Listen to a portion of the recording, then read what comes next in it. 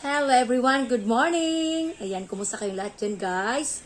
Sana ang lahat nasa mabuting kalagayan. At huwag kalimutang mag-smile. Kasi yan lang guys, ang ating gift sa ating sarili. Ang mag-smile. Kahit gaano tayo kapagod sa trabaho guys, okay lang yan kasi dapat mag-work talaga tayo guys para sa ating family, sa ating mga kids, or basta sa ating pamilya. Ayan. Pero huwag kalimutang alagaan ang sarili at mag-smile.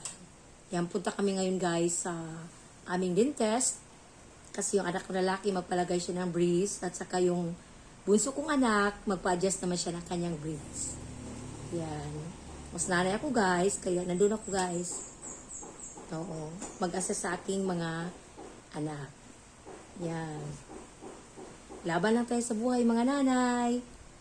Yan, at huwag kalimutang mag-smile.